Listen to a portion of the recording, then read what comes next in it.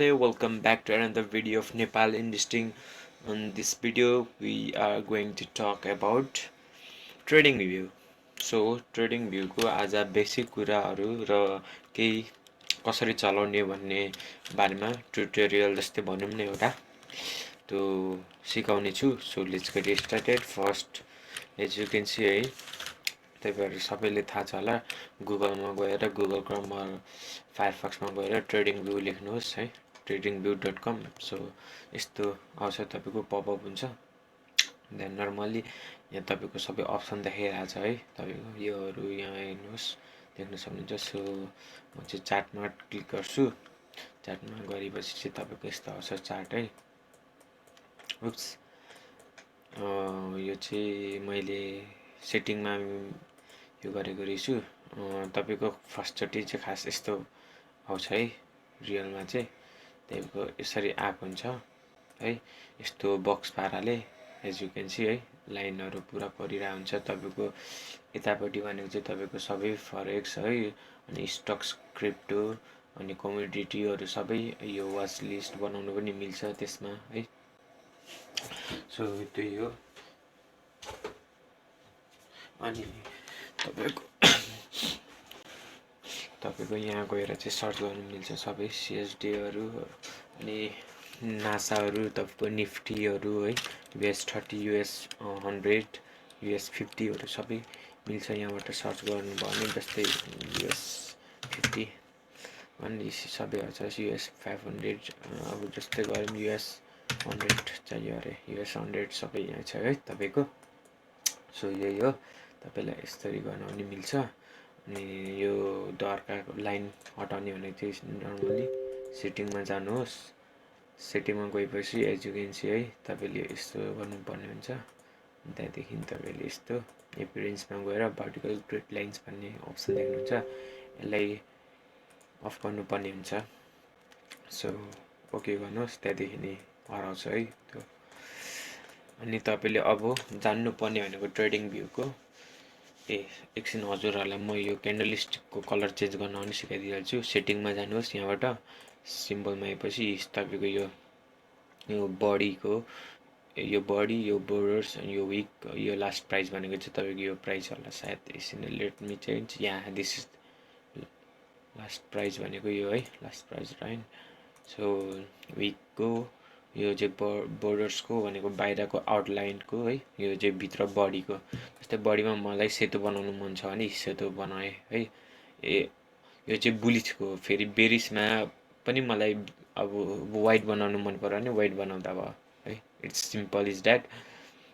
तपाईले यसमा बुलिश र बेरिस कसरी छुटाउने भन्दाखेरि एज यु क्यान सी है विक्समा बाहिरको बोर्ड लाइन र विक्समा चाहिँ के छ ग्रीन छ हैन किनकि हाम्रो यहाँ बोर्डर्स र विकमा चाहिँ ग्रीन छ. त्यही भएर हामीले त्यो छ. अब यसलाई पनि हामीले सिधै बनायौं भने अब चिन्नु गाह्रो हुन्छ.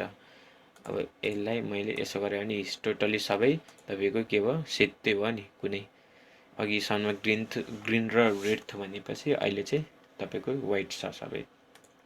सो यसरी नै हो चेन्ज गर्ने भनेको चाहिँ तपाईको बडी क्यान्डलस्टिकहरु सिम्पल केही गाह्रो छैन इजी. र तपाईले जान्नुपर्ने भनेको एउटा भनेको यहाँ हुन्छ है टुल्सहरु यो क्रसहरु डटहरु तपाईलाई अब मन पर्ने यसरी बनाउनु मन लागेको छ कि तपाईको यो क्रस वाला हो कि म चाहिँ युजुअली क्रस वाला मन पर्छ र यही चलाउँछु. र यहाँ तपाईको सबै अप्सन देखाएको छ है. तपाईले यसो गरेर यो स्टारमा क्लिक गर्नु भने एड अ फेभरेटमा गएपछि तपाईको यता पपअप हुन्छ. जस्तै मैले अब ट्रेन्ड लाइनलाई यसो गरे भने देख्नुभयो यो पपअप भयो. अब जस्तै मैले एरो अनि त्यहाँदेखि होरिजेन्टल है भर्टिकलहरु गरे भने मैले सबै यहाँ थपिँदै जान्छ. अनि फेरि मैले अब यहाँ गएर अब फिबोनाची पनि एड गरे भने फिबोनाची पनि एड हुन्छ. गेन बक्सहरु सबै छ. यो टेक्स्ट भयो टेक्स्टमा पनि गर्नु मिल्छ सबै तपाईको. अनि यो भनेको चाहिँ लङ पोजिसन सर्ट पोजिसन फोरकास्टहरु के चलाउनुहुन्छ है. अनि यो भनेको सिम्पल सिम्बलहरु हो तपाईको. यस तपाईको यस्तो सिम्पल हुन्छ है नर्मल केही छैन. अनि तपाईको यो म्याग्नेट सुरुमा यो डिस्कभर यो भने चाहिँ तपाईको पिप्स नाप्ने है कति पिप्स छ यहाँदेखि नै कति डे सम्म एउटा ठाउँदेखि अर्को मुभसम्म यो ठाउँदेखि यो ठाउँसम्म मुभ गर्नु कति डेज लाग्यो, कतिवटा क्यान्डलस्टिक छ भन्ने कुरा सबै यसमा डिटेल देखाउँछ। अनि तपाईँको यो चुम्बक म्याजिक छ नि, यो म्याजिक भनेको चाहिँ एउटा सरी म्याजिक भनेछु सरी माई ब्याड, के धुनमा मैले म्याजिक भनेछु। तपाईँको यो म्याग्नेट छ। म्याग्नेट चाहिँ तपाईँको के हेल्प गर्छ भन्दाखेरि म्याग्नेट भनेको चाहिँ तपाईँले अब यो ठाउँमा ठ्याक्कै लो लाउनुभएपछि आफै यस्तो छेउमा गरेपछि आफै अटोमेटिक म्याग्नेटले तपाईँको त्यो ठाउँमा लागिन्छ। म्याग्नेटले गर्दा यस्तो छ है। अब फेरि मैले म्याग्नेट हटाएँ भने तपाईँको त्यसरी हल्लिँदैन, हल्लिँदैन है। त्यो म्याग्नेटको काम चाहिँ भनेको सिम्पल यो भनेको लक हो। अनि यो भनेको नि लक हो। तपाईँले अब कोरेकोहरू तपाईँले मेटाउन सक्नुहुन्न जबसम्म यो लक खोल्नुहुन्न। अनि यो भनेको चाहिँ तपाईँको जस्तै मैले यसरी गरेँ होइन, तपाईँले यो भिजन अफ गरेपछि तपाईँले मेटेको सबै हट्छ एकछिन, तर फेरि लक गर्न अनलक गर्न पनि मिल्छ। सिम्पल इज द्याट है, त्यति साह्रो कम्प्लिकेटेड छैन। अनि मैले सिकाइहालेँ, यो चाहिँ तपाईँको फेभरेट। तपाईँले यसो गरेर यता लगेर यो गर्नु परेन, आफ्नो फेभरेट भएपछि यसो गरेर जुन मन पर्यो यो गर, यसो गरेर यो लायो, यो गरेर यसो दिन यहाँ गऱ्यो होइन। अनि यो ट्रेन्ड लाइन बनायो है, सिम्पल इज द्याट। अनि तपाईँको यो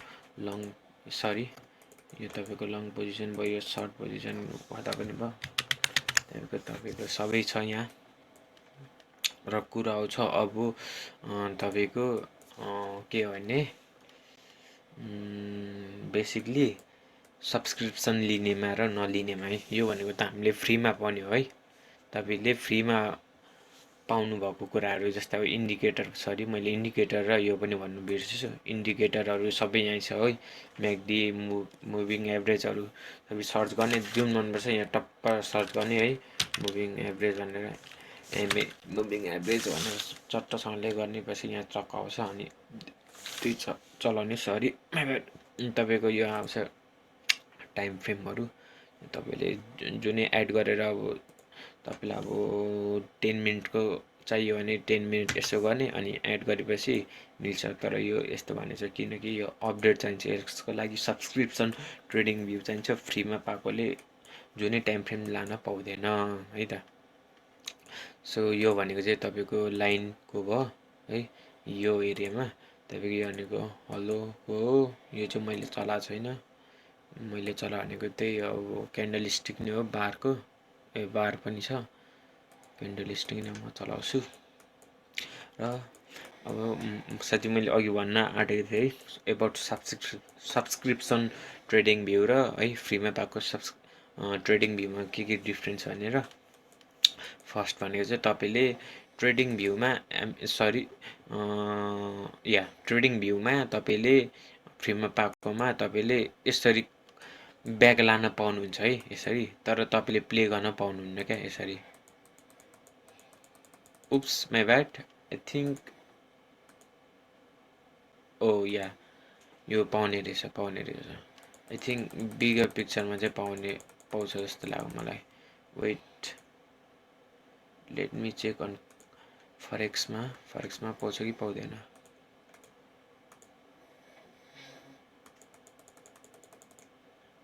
या पाउने रहेछ मजाले। Okay, let me do again है। यो मजाले पाउने रहेछ यो चाहिँ ब्याक टेस्टिङ। तर तपाईँको लो टाइम फ्रेममा गएर चाहिँ ब्याक टेस्टिङ गर्नु मिल्दैन। यस्तै टेस्ट इन्ट्राडे भनेको छ नि तपाईँको, यसरी मिल्दैन। जस्ट मच मोर लो टाइम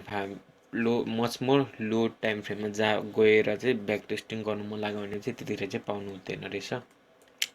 त्यही हो। अनि तपाईँको एउटा भनेको यो छ है, तपाईँको यो मल्टिपल च्याट यो एउटै स्क्रिनमै हेर्न मिल्छ सब्सक्रिप्सन लिनुभएको छ भने है।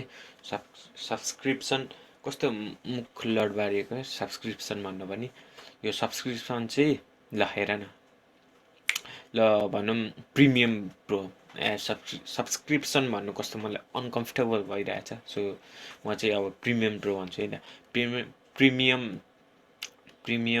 ट्रेडिङ भ्यू लिनु भने चाहिँ तपाईँले यस्तो सबै गर्नु मिल्छ। जस्तै मैले लिएको छु, म देखाइदिन्छु हजुरहरूलाई। जस्तै तपाईले यसरी चार्टहरु गोल्डको चार्टहरु या अब तपाईले यहाँ सेटिङमा लगेर हैन म अर्कै चार्ट लिन्छु भन्दा पनि पायो है यसरी। अनि तपाईको यो भनेको 6वटा एकैछिनमा यो अर्कै यो अब USD JPY यो युरो JPY यो भनेको USD CAD यहाँ JPB EUJ है यहाँ गोल्डहरु सबै एउटा मिलाएर मिल्छ मजाले है, त्यसमा केही फरक परेन। र अनि अर्को डिफरेन्ट भनेको चाहिँ तपाईको प्रिमियम प्रोमा चाहिँ तपाईको कस्तो हुन्छ भने तपाईको अब कस्तो जस्तै तपाईले एउटा भन्दा नट एउटा more than 3 or 4 indicator use गर्नु मान्छे हो भन्दाखेरि चाहिँ आई मिन एकैचोटी हैन पाले पिलो चाहिँ आई थिंक पाउँछ हैन। कति चाहिँ फ्री छ इन्डिकेटर, कति चाहिँ फेरि पैसाले मात्रै पाउने इन्डिकेटरहरु पनि हुन्छ है। जस्तै अब FIX फिक्स रेन्ज भन्ने छ, यो चाहिँ पैसाले मात्रै पाउँछ, हामीले अब त्यतिकै पाउँदैन अपडेट भोल्युम है। किनकि यो भनेको प्रिमियम प्रो सब्सक्रिप्सन किन्नुपर्ने हुन्छ हामीले ट्रेडिङ भ्यू।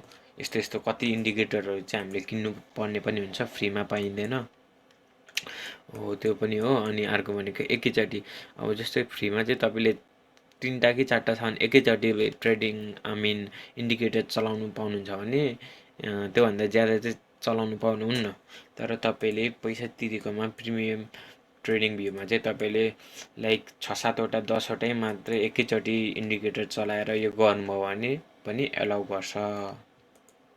सो या यति नै हो अब जान्नुपर्ने भनेको तपाईले है। यहाँ भनेको अब नोटिफिकेसनहरु आउँछ तपाईहरुको, यो भनेको अलार्म अब कुन ठाउँमा है चट्टसँगले देखाएर गर्यो भने चाहिँ तपाईको अलार्म लाग्छ अटोमेटिकली।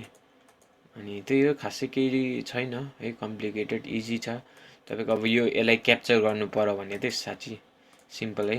क्याप्चर गर्नु मन पर्यो भने यो चार्टलाई यहाँ टेक अ स्न्यापशट छ है, यसलाई गर्ने अनि यसलाई कपी हैन यो copy the link chart copy link to the chart image छ, एउटा यो सेभ इमेज छ। सेभ गर्नु भने कि यो होल नै कपी गर्नु भने is totally depend on you. त्यो त्यसरी चाहिँ सेभ गरिन्छ है। सिम्पल छ, केही गाह्रो छैन। अब केही अप्ठ्यारो पर्यो ट्रेडिङ भ्यूमा पर्यो हैन, केही जान्नु भएन भने कमेन्ट डाउन बिलो, म चाहिँ अब त्यसको एन्सर दिनेछु या त्यसको फेरि अर्को भिडियो बनाएर ल्याउनेछु। So take care, bye by.